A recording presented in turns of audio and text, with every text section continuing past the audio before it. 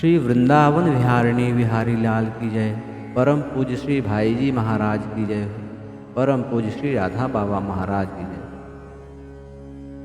कभी कभी बाबा अपने अंतरंग जनों और श्रद्धालुओं के बीच श्री भाई जी के संबंध में कुछ संस्मरण सुनाते थे जो उन लोगों के हृदय पटल पर अंकित हो जाते थे। उन्हीं कुछ बातों को यहाँ दिया जा रहा है। यह घटना जनवरी 1938 की है, जब श्री भाई जी, बाबा एवं श्री गंभीर चंद जी दुजारी उपस्थित थे।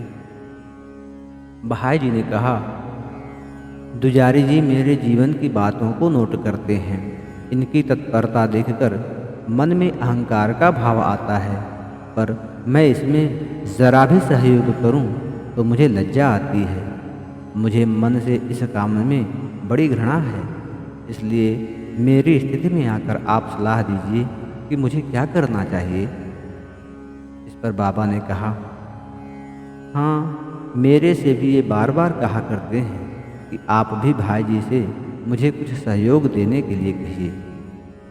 तो भाई जी ने कहा, स्वामी जी, इनके अत्यधिक आग्रह को देखकर कभी कभी मैं अपने जीवन की कुछ बातें बता देता हूँ, पर यह मेरे मन के तनिक भी अनुकूल नहीं है।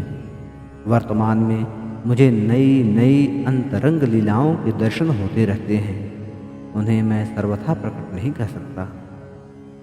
दुजारी ने कहा, आपने कहा था कि श्री सेठ जी की जीवनी लिखने में आप सहायता कर सकते हैं।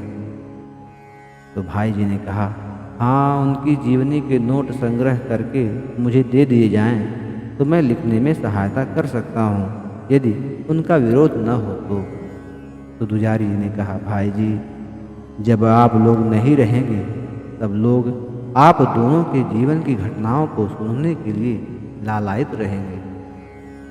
भाई जी ने कहा, तुम्हारी इच्छा हो तो तुम कर सकते हो, अन्यथा श्री चैतन्य महाप्रभु का जीवन ही पर्याप्त है। बाबा ने कहा, भाई जी, चैतन्य महाप्रभु भी स्वरूप दामोदर एवं रघुनाथ दास को बहुत सी बातें बताया करते थे, तभी तो वे अपनी डायरी अर्थात कड़चों में इतनी बातें लिख सके जिनसे कविराज श्री कृष्णदास ने चैतन्य चरितामृत तैयार कर दिया, जिससे आज संसार का कितना उपकार हो रहा है। मैंने दुजारी जी से कहा था कि तुम्हारा कार्य भी श्री राधा कृष्ण की इच्छा से ही हो रहा है।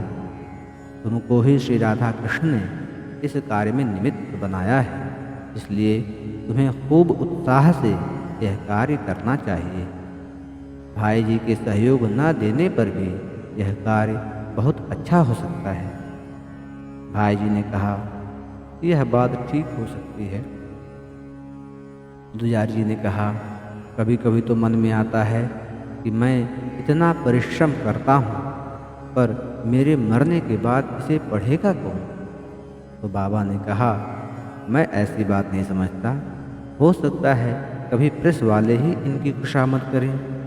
भाई जी, आपके प्रति इनका बड़ा अच्छा भाव है।